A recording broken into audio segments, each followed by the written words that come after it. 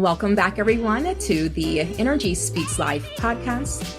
I'm Nrgy, the self-mastery coach, speaker, court-registered mediator, and author. On this channel, I work with high achievers who want to achieve self-mastery. So we discuss topics involving personal development and self-improvement. And throughout the episode, you will receive practical tips and strategies that you can take action on today. My guest for today is Ben. And so Ben, will you please introduce yourself to our listeners and just let them know about your relation or your connection to some of the topics that we will discuss today?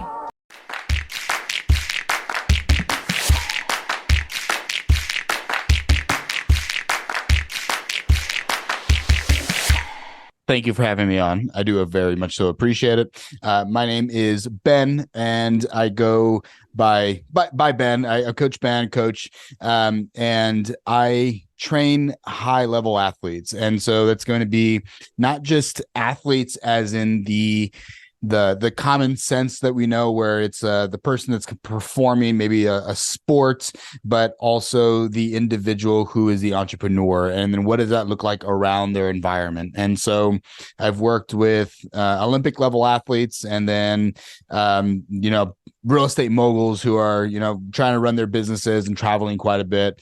My background is I went to Texas A&M University in Texas, and I studied sport conditioning, and I was able to do some studying in genetics research, where we did like stuff on makeup. We did stuff with the couch potato gene, or how dopamine receptors in the brain work, and how we can have our diet kind of dictate what that looks like in how we move our bodies. And so if like the Western diet is kind of doesn't allow for that dopamine receptor to work very well, versus what we called a chow diet was what we were giving our mice. And so we did research like that. And then I was also able to work in the #1 creatine research lab in the world with Dr. Kreider. And so we did a lot of creatine stuff. And then my master's is in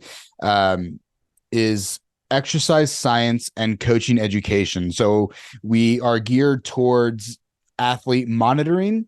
And so we are looking at how this person is over a 4-year period able to excel and then maintain progress through their training programs. So we do stuff like looking at urine samples that from day to day, and if you're not hydrated enough, you're not going to be allowed to train for the day. And then we look at 4-year programs, because we were a site for like the bobsled team for Team USA to compete at. And the gentleman who runs the program is the head exercise was the head exercise physiologist for the Team USA. And so I've competed for Team USA myself. And now, I've worked at country clubs doing, working with the top 1% of earners or wealth in the US. And so now we live in Vegas and we're existing out here. Oh, wow. Very interesting, very exciting. Sounds like you have had quite a bit of history there. Quite a bit. Yeah, good deal. So I'm just going to jump right into it. I want to go ahead and talk about the importance, in your opinion, what's the importance of being intentional and self-aware? I think that it's the only reason that we are able to thrive in the world.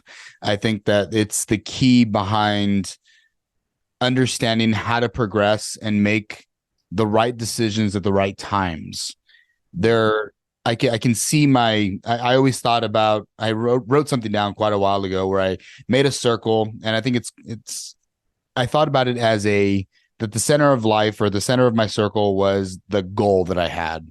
And the goal was mastery, self-mastery. And I had all these different lanes, and in each one of these lanes I thought of it as grass, right? And I have my lawnmower, and maybe I'm starting with clips at the very beginning. As I'm starting my journey, I don't have the tools necessary to really attack the problem. But on the outside, the problems are usually pretty easy, right? And so I'm going out with some scissors and cutting around, and I have my professional life, I have my personal or romantic relationships, and I have finances, and then hobbies. I have all these things that make up my circle, and I can clip away at these things almost simultaneously. And I can, as I'm working on one area, maybe in more particular than others, so I'm really trying to get very good in my career. Then, as I'm out on that outside, and I'm learning how to cut my grass in that area, I continue to gain these new skills that are going to transfer out to others, and I'm going to develop my tools. Now, my tool is now maybe not a scissor, but now I have like a push lawnmower, right? And so I've leveled up, right? I've gained the experience that the world has offered me a new opportunity to now push my lawnmower. And then as I get to new objectives inside of each one of these lanes, I've come up with new problems, and I'm forced in that moment to either walk away from that problem and stop progressing, and then ultimately everything around that circle will also stop progressing as well. There's going to be a cap. So if I can learn how to get through that problem in that lane, I gain a new tool, I gain new experience that's ultimately transferable to another area of my life, so that next time I might see something similar in a romantic relationship as I do in a hobby, I can recall back, oh, this is what I did when I approached this problem, when I had this issue. I already have this in my toolbox. I pull it right out and I keep on mowing. And so it gives me a different perspective ultimately on how to approach more areas of my life that make me a better person. But I need to be able to have the intention to want to be better, not just for myself, but for my people around me. So I think anybody who's a high achiever, that's running a company, that's running businesses, that's dealing directly with people's livelihoods, it's something that separates those who are the high achievers and who are not, that can say, today I'm reading these books because I need these skills, because whenever somebody comes to me next time, I'm going to have that tool. And that tool again, is working on that career. And then you find that communication in your personal relationships syncs up with your professional relationships. You're like, wow, I have all these really cool tools that I can use that are making me a better person and improving my overall environment. Oh, I love it. I love it. So, are there what did you do to help yourself kind of go through, like if you're on that particular path for in one area, what steps did you take, or what can you share with the listeners that are very practical for them to kind of start taking those steps as well? I think that I'm going to use weightlifting or being in the gym as my example, because that's where I've spent a lot of my time. That's where I think a lot of people spend their time now. It's as that area keeps on growing. It's starting, right? It's taking the first step initially just to say, it's looking in the mirror and saying, hey, maybe I don't like exactly what I'm doing or what I look like, or when I bend down, I feel like my back's hurting. And like, that's the initial, like, this is your time to wake up. And taking the step to say, okay, now I'm going to go to the gym, and maybe I don't know what I'm doing. So then ask, put the ego aside for a moment and ask somebody that knows more than you on what to do, if that's within your capability, right? Not everybody has the ability to just hire a trainer or hire a coach, but I can also ask Google.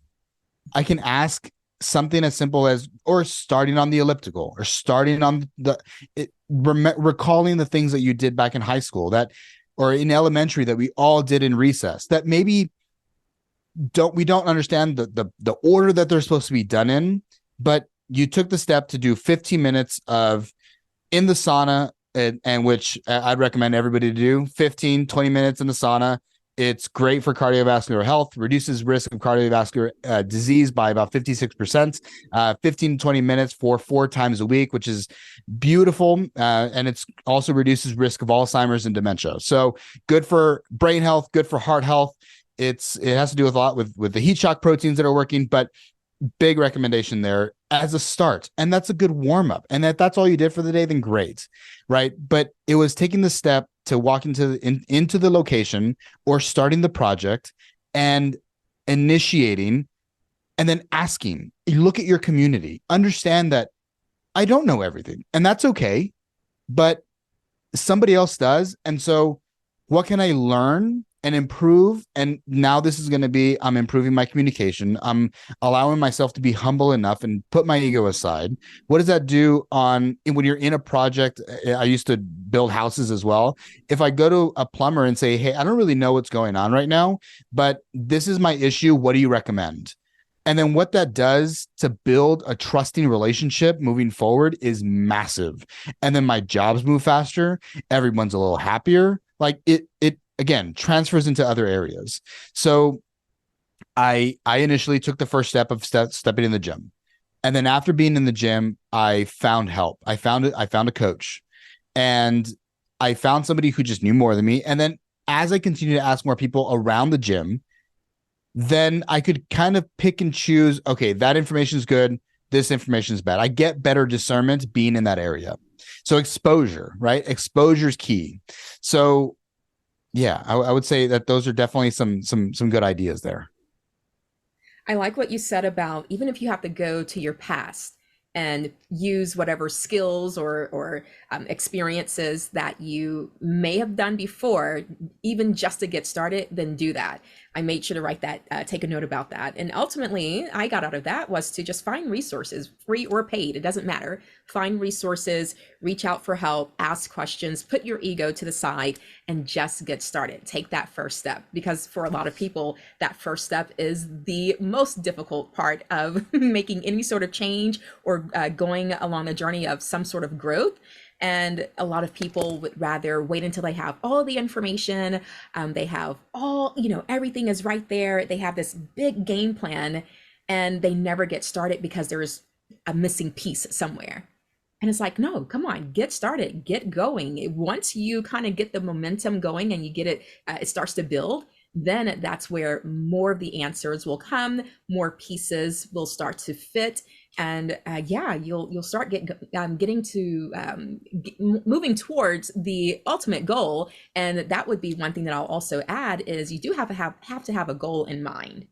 So a lot of people will just kind of do things just to be doing things, just to move. Have some sort of goal in mind, and then go ahead and get started. So was that just step number one, or was it a bunch of steps in one? I think I'm gonna piggyback off of what you said as well. Okay, I think okay. yes, we're using our resources and those things. You said I'm not taking notes, but I probably should. That's a good idea. So if you don't mind, just recall the two items that you had initiated or you discussed. So I was talking about finding resources, whether they are free or paid. And then I also really pointed out what you were saying about going to your past, whatever experiences that you have or whatever you did when you were younger or whatever you can pull from that you've done before, use that as well. And you were talking about getting more exposure, asking more questions, putting the egos to the side.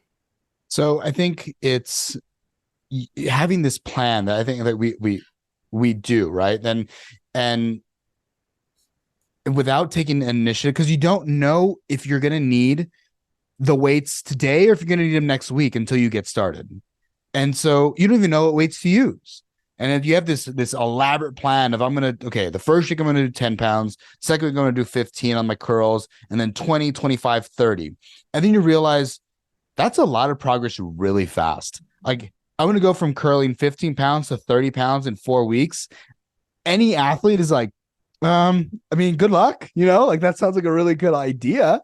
But it doesn't make practical sense. So we start with the 15s and then you get 2 weeks in and you're like, man, this is still kind of difficult. What else can I do to add on to this that would make it a little easier or give me a better understanding of what the future looks like. Because I didn't have any perspective when I first started. My perspective was limited, or just it wasn't as advanced. And now that I'm engaging, now I have a perspective that is more long term and more realistic.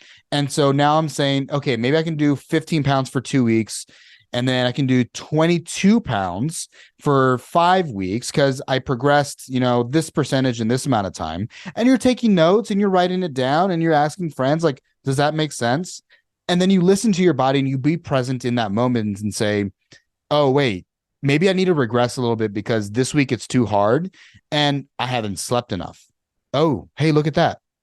Now I've added an additional piece into this journey that, again, is going to add in other areas of my life. Now I'm going to focus a little bit more on my sleep.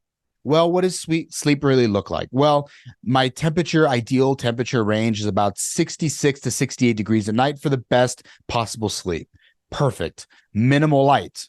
Perfect. Okay, so I'm going to add these two little pieces. Guess what? It works.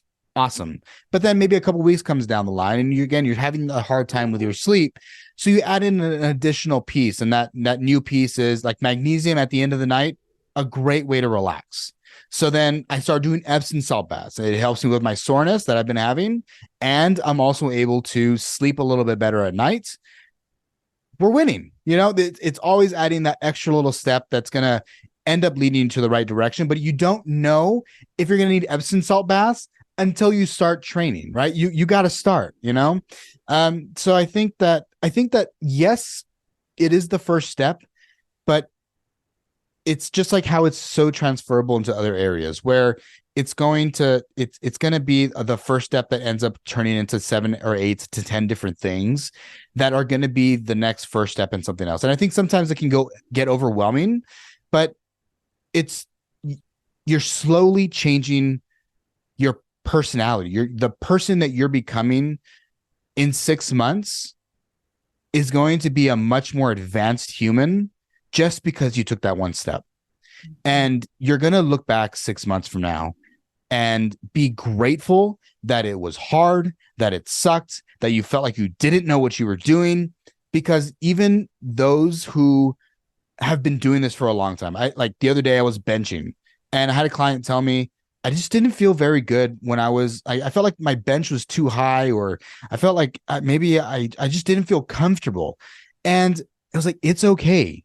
There's days, most days, in fact, where I don't feel comfortable benching, but it's a constant goal and an advancement. And I'm going to tweak this a little bit. I'm going to tweak that a little bit. Ooh, that one felt really good. Ooh, that one felt really good. Oh, now to have as much leg drive this rep, right? And so like it's constant. Like I think everybody is going through that process. You're not alone. We're all at any level constantly improving ourselves. And I think that's the beautiful part about the journey.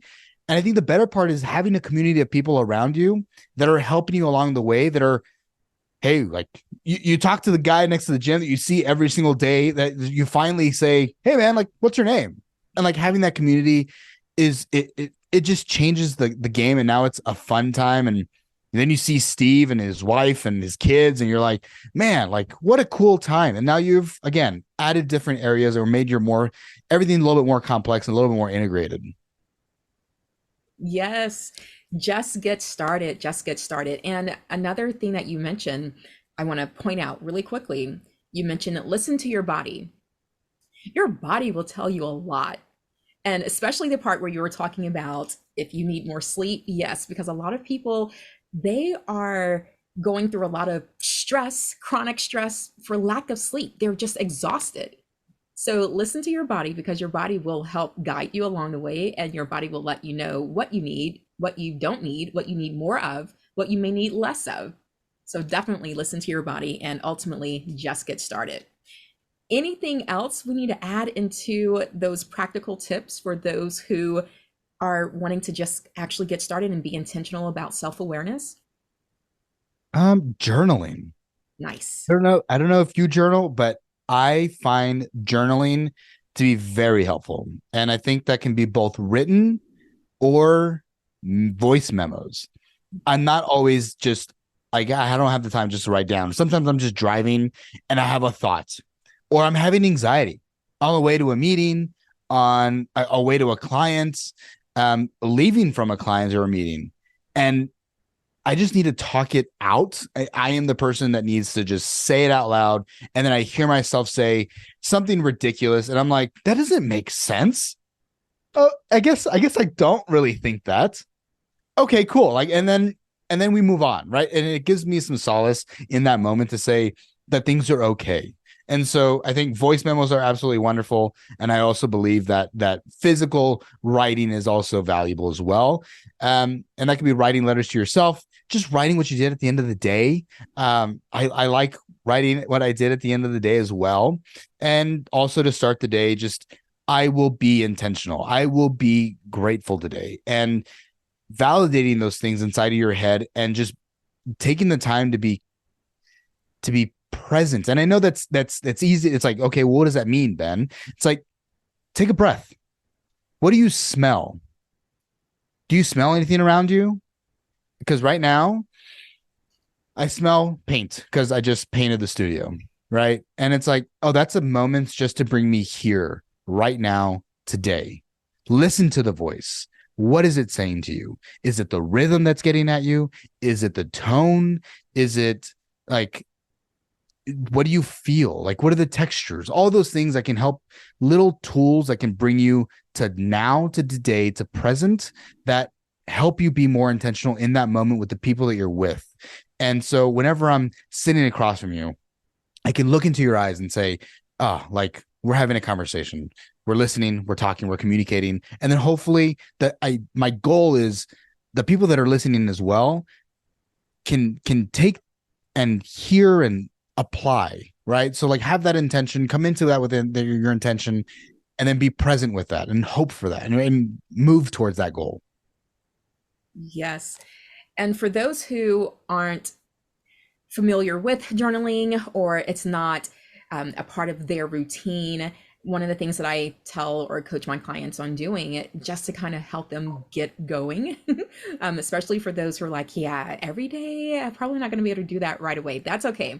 So, one of the things that I'll suggest is at least once a week, towards the end of the week, write down, take time, be intentional, step away from everything else, all distractions, and write down at least 3 wins for that week.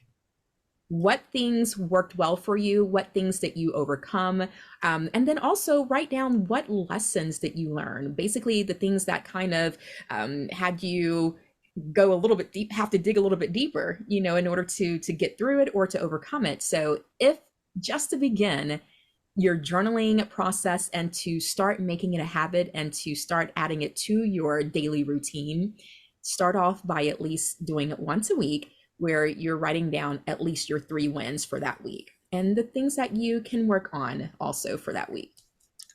I I like like it. I that. like Good it. one. Yeah, that's a good one. Good deal. So, the first practical tip overall in a nutshell was to start, take that first step. The second thing is journaling. Is there a third? Let's think. So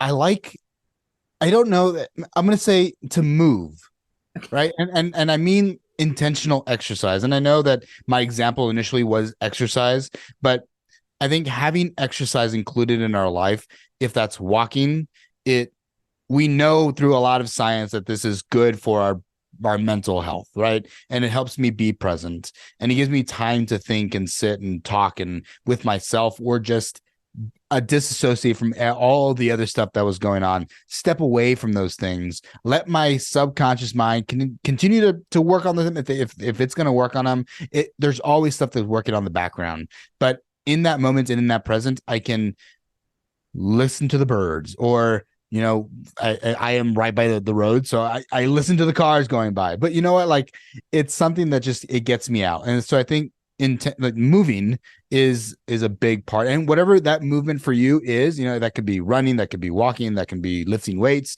whatever that may be. It's I think very important to move our bodies. 100%. I'm going to add to that. So, let's just say if it's during the course of a workday for a lot of people, unfortunately, a lot of people, especially if they have like a desk job, they're sitting at their desk for hours at a time and they don't allow themselves to move intentionally.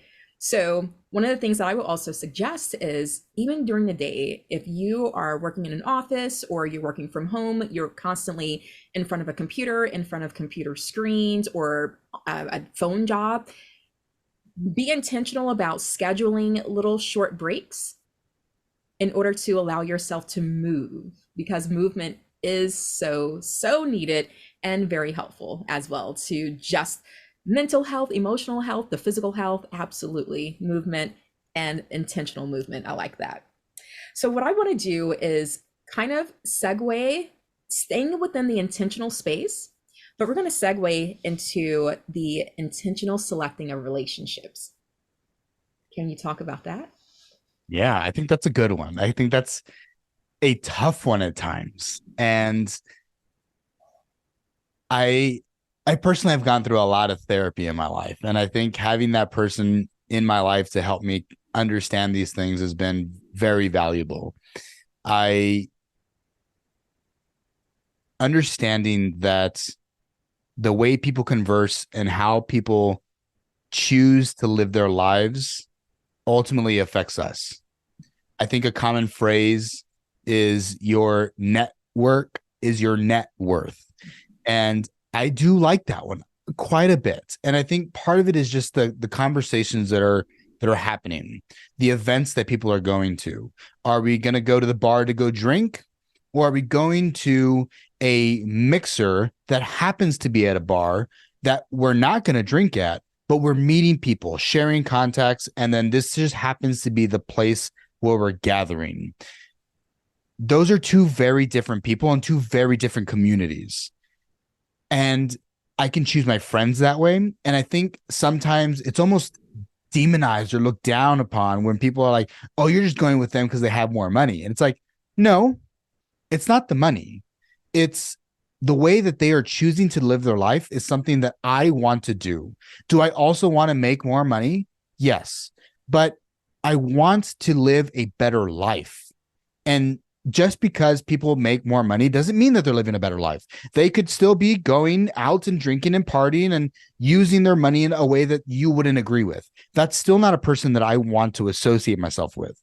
I want to associate myself with people that I want to be like, or that I can learn from, or that, I mean, preferably that I can learn. I want to learn from as many people as I possibly can. And understanding that those relationships aren't always just only what I can get out of the person, but what I can give to them as well. Right. It's everything is long term. I don't believe in having relationships for a short period of time whatsoever. Even if I just podcast with somebody, my goal is that I see that person again in 2 years and or shorter, depending on whatever that relationship allows for. And we're like, man, you're podcasting still too?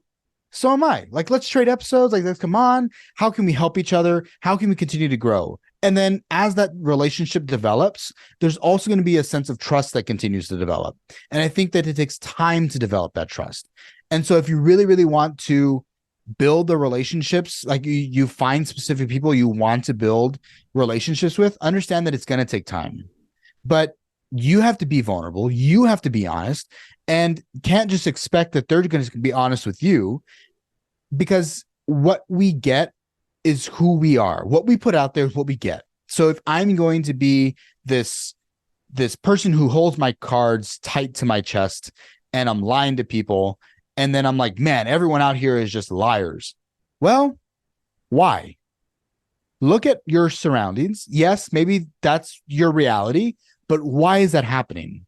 Have you created that environment around yourself where you are not treating people with kindness? And so now everybody in your community is just trying to get at each other and seeing what they can get out of each other. Who is deciding who is propagating this environment? Oh, wait, that's me? What do I need to do to improve? Yes. So you mentioned vulnerable. So a lot of my listeners, my audience is mostly men. What can you share, or as a man, to men, for them to see, for them to start being more vulnerable? and not letting that fear overtake them and keep them holding things back. That's a good one. I was very distrusting of people, very distrusting. And it took me a long time to finally say, you know what? I am going to be the person that leads with honesty. And if the other opposing individual, and sometimes the unfortunate reality is that some people are going to use that in an unhealthy way. But then you recognize where they stand and it cleans your community that much faster. You get rid of all of the quote unquote other that you're not looking for in your life. And then you just have this like really strong, very healthy community very quickly.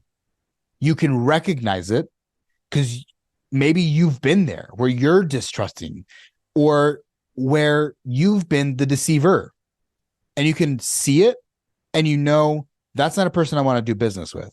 That's not a person that I want to be a friend. That's not a person that I'm going to invite to my house. Right? Like it's, can I cuss on this? Sure. Yeah. It's like a fuck it attitude, right? It's it if they're going to do that, they were already going to. That's the person they are. Let them. Let them do that, right? Let them be deceitful. But living in a place of fear does absolutely nothing for you and your community. Everybody is looking for somebody to be the leader, to be the person that's willing to step up and be the better person. And everybody, I feel, is I think we hear like, oh, everybody's just so like, they make just generalizations of negativity in entire like communities, and like everybody in Las Vegas has a certain mentality. And it's like, you're in Las Vegas. Does that mean that you're that person? Like that you're including yourself in that bit because you live here. So be the change you want to see, step up, and then just don't, because it doesn't exist everywhere. Right? There's pockets of it everywhere. There's never a way to get out of it, but be the change you want to see, and then be the leader around, even if it's just in your workplace, the person that's finally steps up and say, hey, like you're always late. Like, why are you always late? Or, hey, why are you always just being negative? And it's a question. It's not an attack. It's a question. And if that person that's what they've been programmed to do all this time, and they finally have somebody to check them, but not by being like, hey, dude, you're being an asshole. That's what they're putting out, and that's what they're expecting to get back. It's the question of, why are you being this way? Be curious. Look for understanding where that other person is coming from. And a lot of times they don't realize that they're being that way. They're just programmed to like, this is normal, and it's not normal. So I think it's just, don't let other people down. You have an entire community that you can continue to lift up with you. Bring them with you. Like, step up. I think it's a beautiful opportunity. It's a beautiful place to be. And other people are going to step up around you and then lead you just as much as you're leading them. It's not one or the other. It's, now I've led somebody, and then now I'm going to do something. Like, it's something as simple as I have something in my teeth. And so I tell somebody, hey man, you have something in your teeth. And they're like, oh, hey, like, thanks, man. And then next day, my shirt's on backwards. They're going to tell me, hey, your shirt's on backwards. Because now we've created an environment where we're going to be supporting each other. And then everybody is on the up. Everybody's winning, all because you had one person that initiated some honesty, some vulnerability. It's a massive win. It absolutely is. You mentioned so many things. If I tried to catch as many as I could, but be the person that leads with honesty. I'm just going to let that sit for just a second. Be the person that leads with honesty. And for a lot of people, that's the scary part, being the first, being the one that steps out first, being the one that exposes themselves first, but someone has to do it. And that's I'm going to segue into your next thing. That's where being vulnerable cleans your community faster because it allows you to identify the others. That was so good, Ben. Thank you.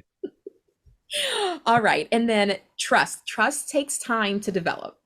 So for those who have tried to trust over the years in platonic relationships and intimate relationships, and they just keep being they have the sense of being defeated, they have the sense of just constantly being let down and disappointed.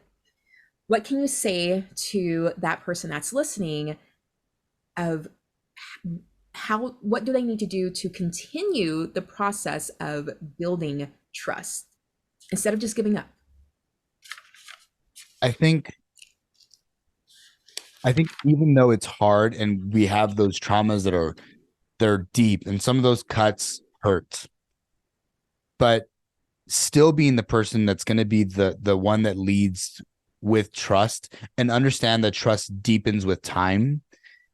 I think that trust does take time to deepen. I think I would correct my statement to not necessarily develop, but it takes time to deepen trust.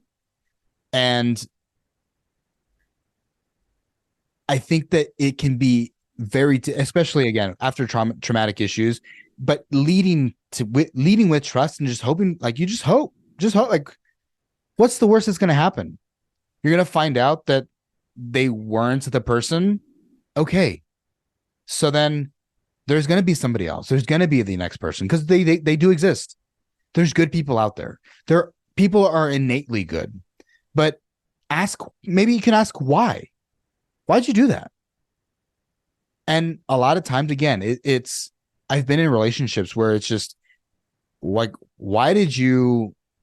Maybe I don't know, maybe a ridiculous example, but like, why did you clean my car? Like, that didn't make me feel like, are you looking for something out of my car? No, I thought it'd be something kind to do. Oh, well, in my last relationship, that person would like snoop into my stuff. So I'm sorry that I assumed that you were looking for something and not just asking, right? And so we ask, and before we have that reaction, ask the question, get the data, and then say, this was either okay or this wasn't. And you can tell in that moment of, well, I don't know, like why is it even dirty? Right. Okay. Well, then if you're going to approach me with a negative confrontation that I'm not looking for, either we have some deep traumas that person hasn't dealt with, or you were right. And yeah, maybe that's not the person that we keep in this close community. They have their own stuff going on. And they also need time. They need the self-reflection and the tools themselves to have their own development. It doesn't mean that you're responsible for their development. If you'd like to, then sure, take that attempt and do your thing. But you don't have to stay there. You can decide, this was my boundary. I am out. And that's respectful. That's respectful for yourself and for the other individual, because ultimately it teaches them, maybe I ask before I do these things. It teaches them how to operate in what is a healthy relationship. But a lot of us have experienced unhealthy relationships. So we're constantly learning. There's different backgrounds. There's different expectations. And so it's just communicating effectively with the other individual, I think, is the biggest part. Communicate well. Yes. So we've talked about trust. You've mentioned boundaries, traumas, being vulnerable. How can we help people with managing their emotions? Let's talk about that. That's a good one. So I consider myself somewhat of I read Stoic philosophy, right? So Stoicism, I like Marcus Aurelius, meditations and stuff like that. And so the emotions originate from thought, right? So if I'm intentional, if I'm conscious, if I'm awake, and I see that thought come into my head, I decide what to do with it. In that moment, I say, I don't like that she did that. I don't like that he did that. And then that is what brings that emotion in. So then instead of allowing that emotion to exacerbate because we're ruminating on it, I don't like that you did it. I don't like that it happened. I don't like the way that happened. And then now we get more and more flustered, more and more angry. And then it like finally builds and then comes out. It's recognizing I didn't like that. And then this is the being vulnerable or being honest, opening up with honesty and saying, hey, I didn't like that.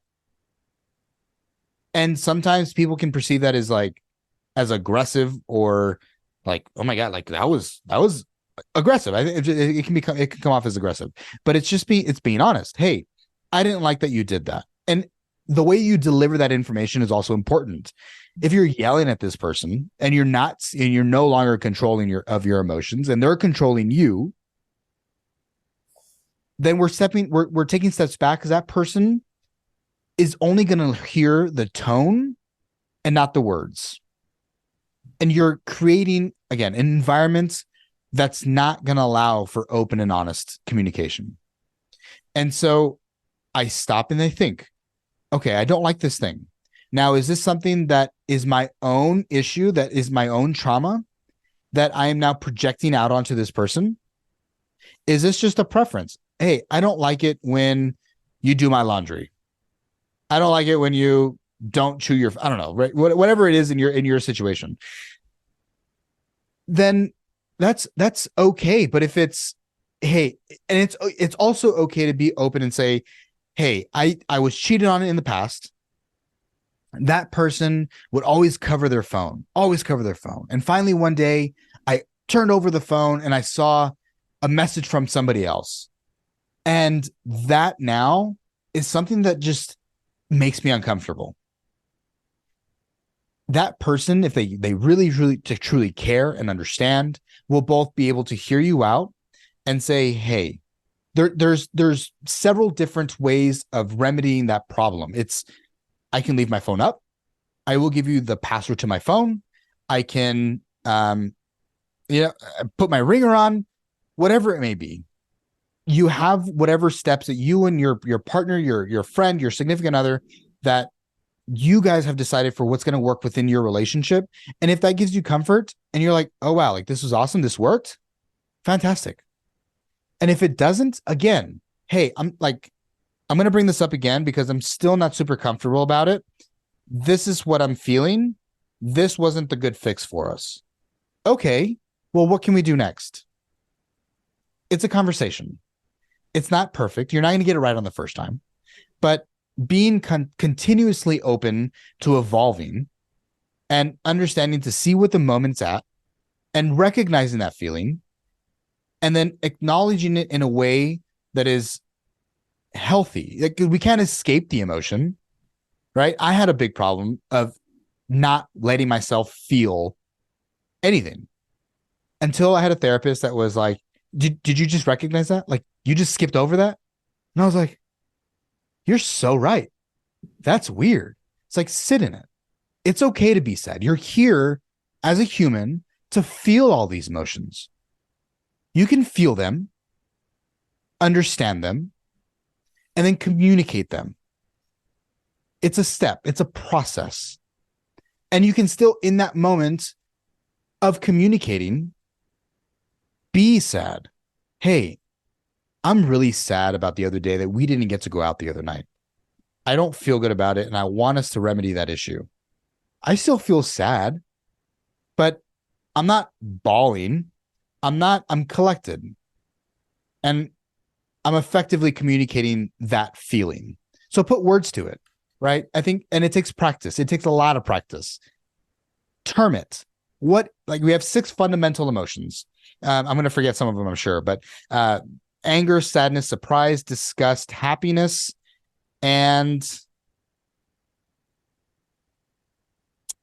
oh man, there's another one. And so be able to identify those at their roots, and then they can combine to make certain other emotions.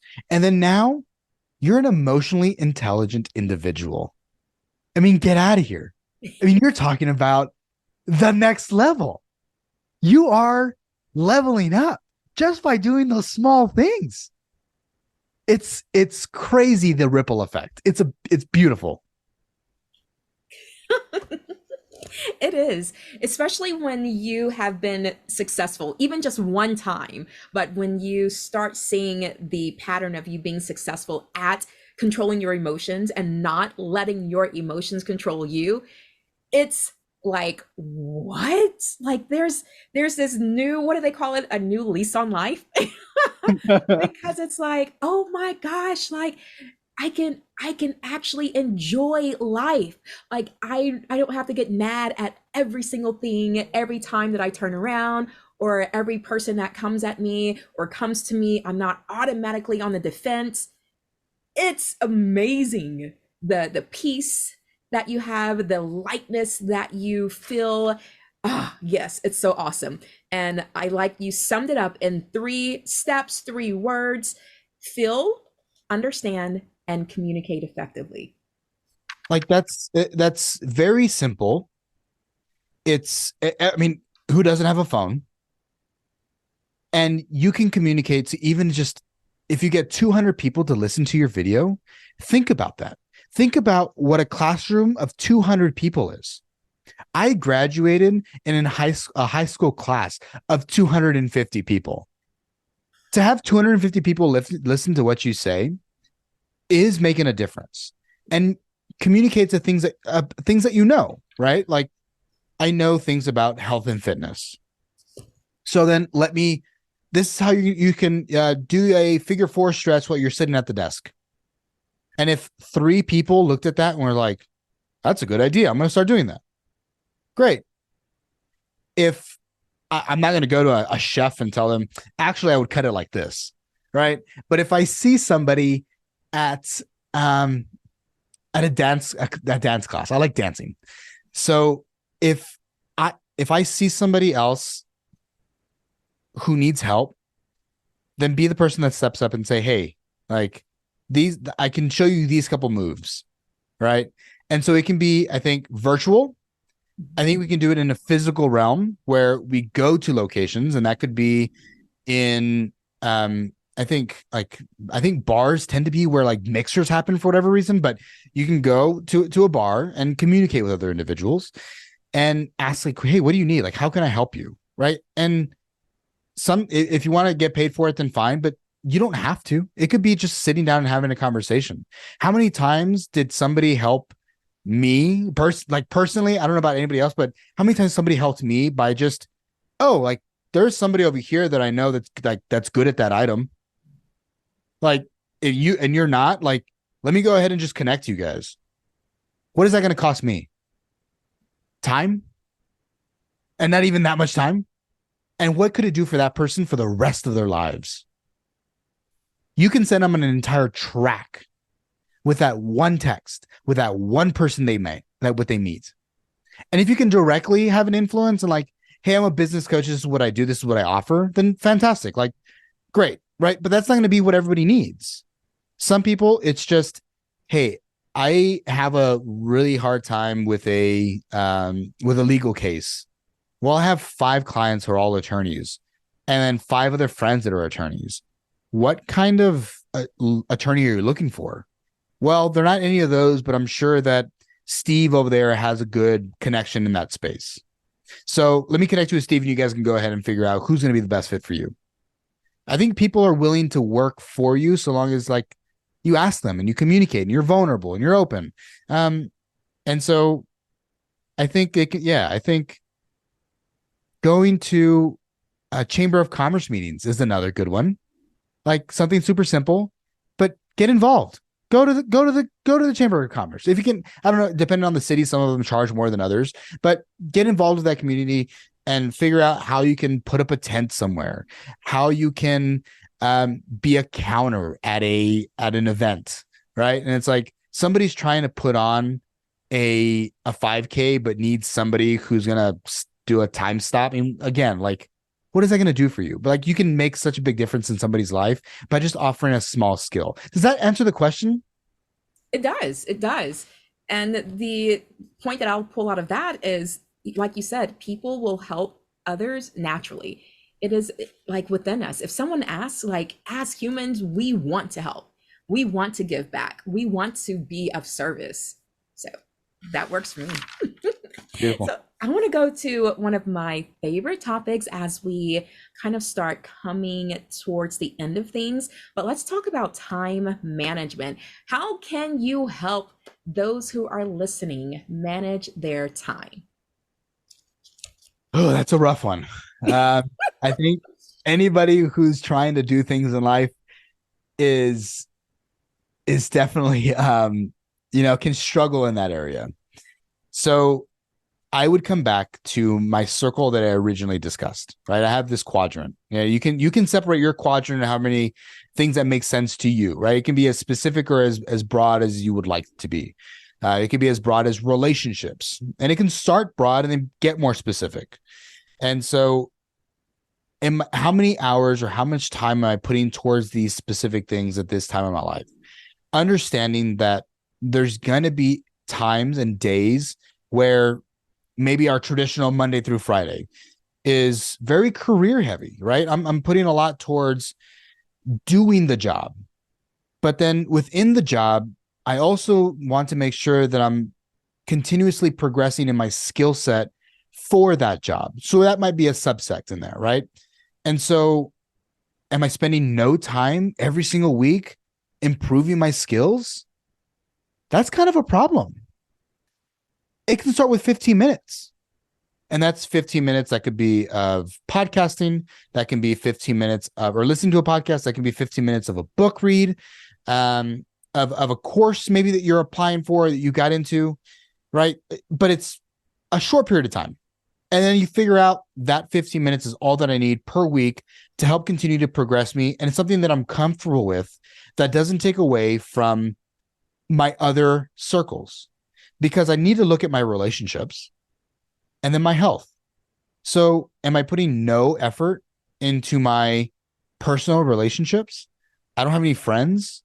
And then my spouse is at home and not doing well, or my kids are at home and I haven't seen them in 4 days. Like, again, that raises some awareness. What am I doing here?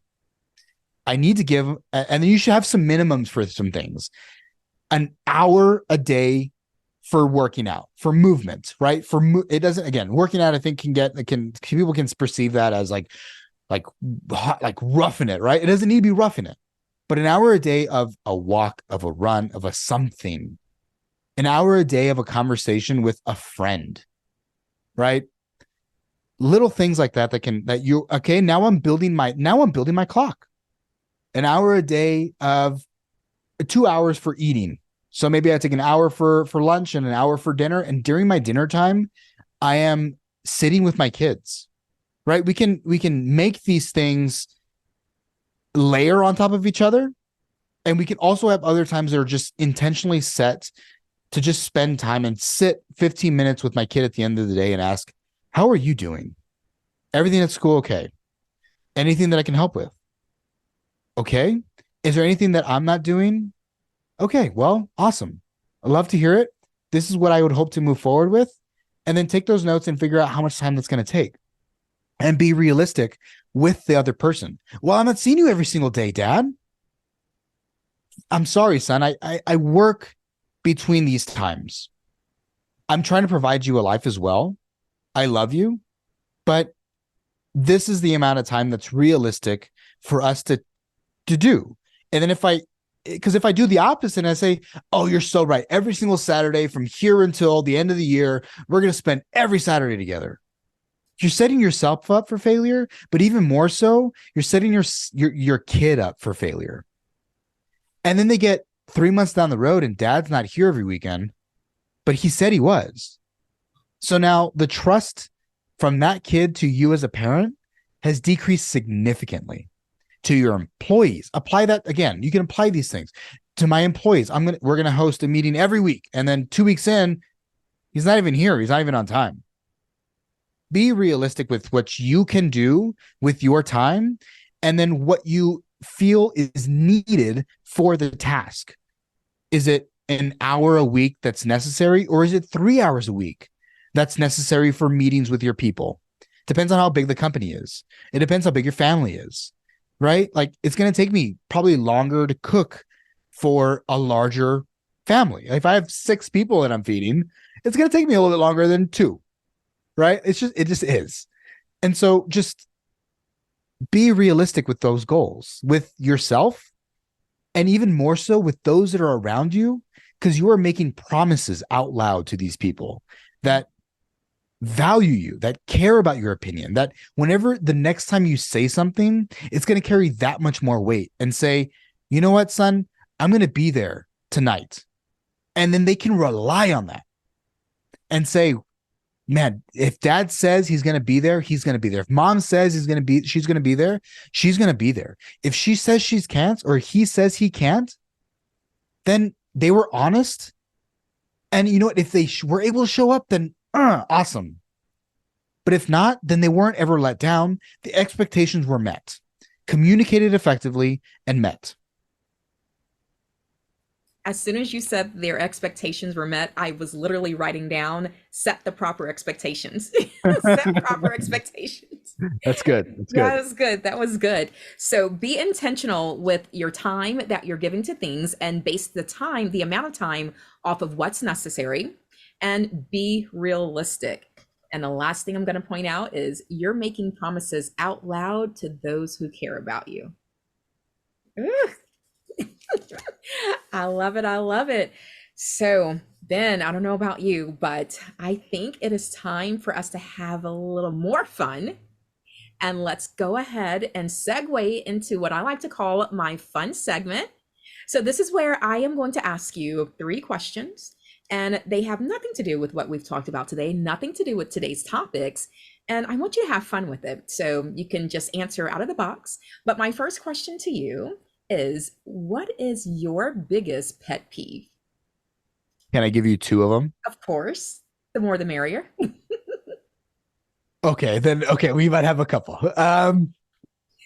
Wet socks. Not a fan at all. I mean, that's just not a good time. I sweat through my feet a lot. But if I get home and oh my God, they're disgusting. Breathing while eating. I don't know if you've ever seen that or heard of that, but if I'm around it, I am okay with it around like ramen. That's appropriate, right? Slurping's okay. I'm cool with it. But it's like, you didn't need to do that with that item. You didn't do that. You know? God. Not using a blinker. Really? That's a pet peeve. If we're like changing lanes, not using a blinker, not a fan. Not a fan. Pet peeve. Buying plants and then not watering them. Now, I do this. I have to admit, I do this, but it's a pet peeve. If I see other people do it, I'm like, why'd you buy it? You know? So, just don't buy the plant. So there you go. Those are 3. They were so random. That is hilarious. Okay. I have no idea what I want to ask next. Okay. Okay. Let me say, if you wow, if you could bring back a fashion trend, what would it be? Ooh. This is a good one. Wearing suits, trousers.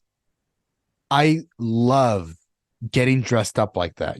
Even at the airport, that's probably one of my favorite times to do it.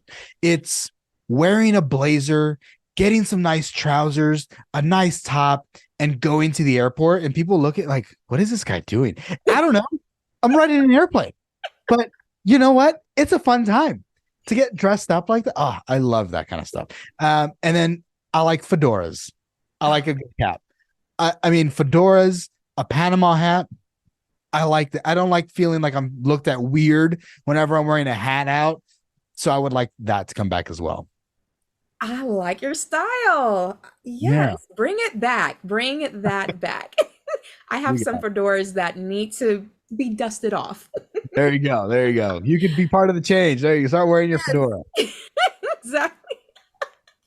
Good stuff. Okay, I want to do one more.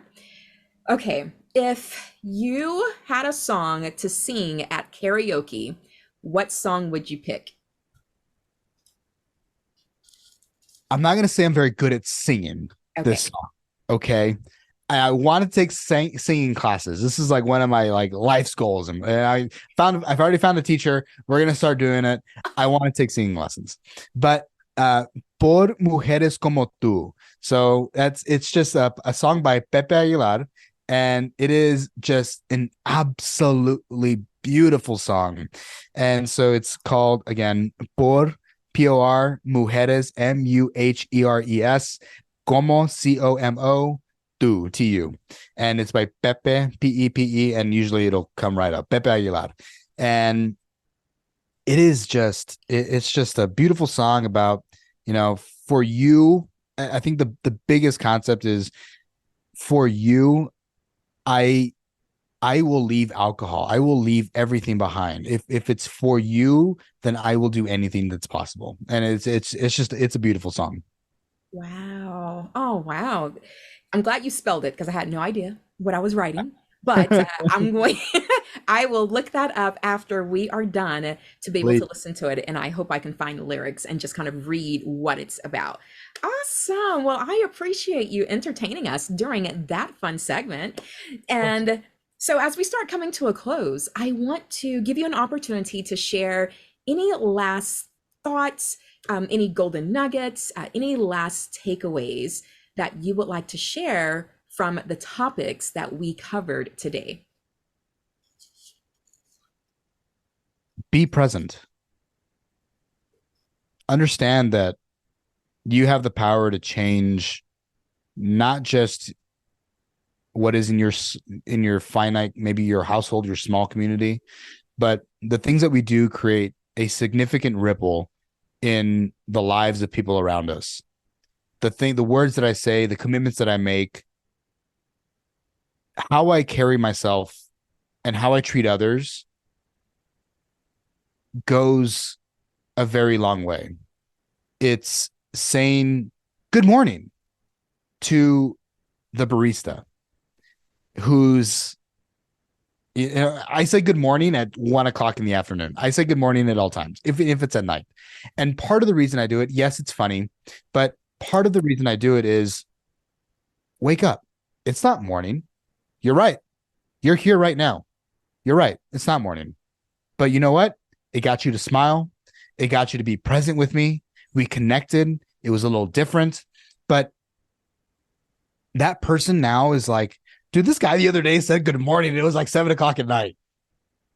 But it's something that they can go and share. The things that we do create ripples. So you can decide on whether those ripples are positive or negative. Choose wisely, choose well.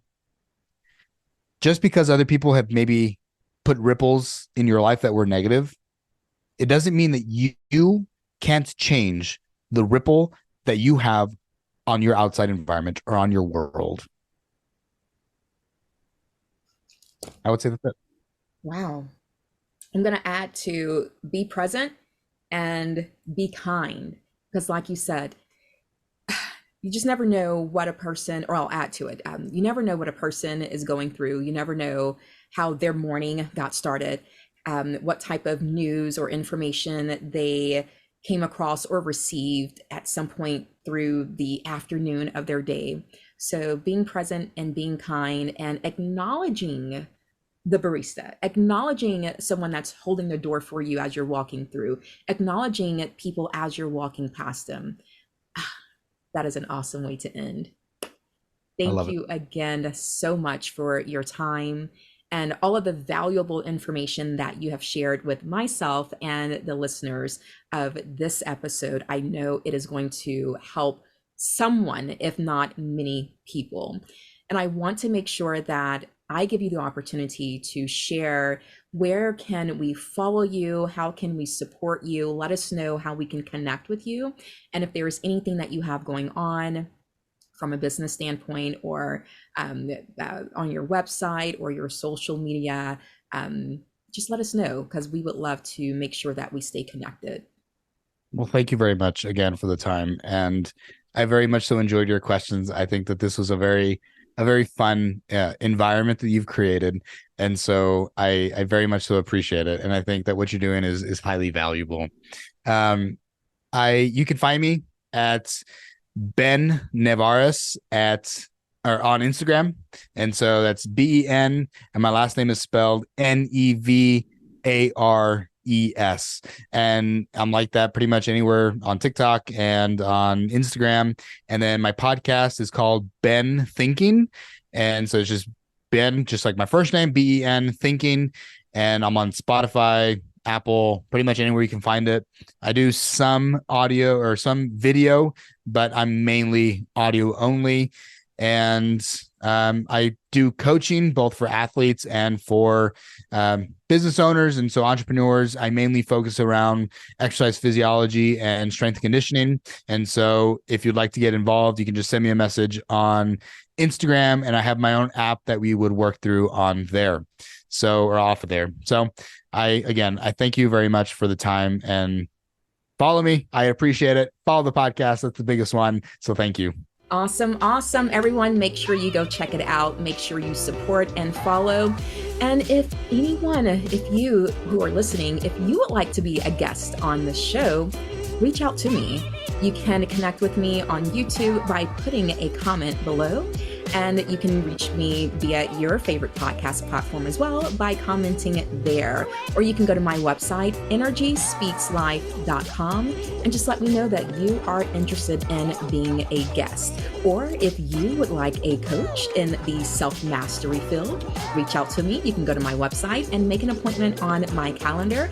I am offering complimentary consultations right now, so do not miss out on that opportunity. Thank you again to our guest, Ben, for just being so awesome. And you know how we end. You already know that when you master your mind, when you master your emotions, and when you master your assignment, you can live your purpose and live on purpose. Until next time, talk soon. Bye-bye.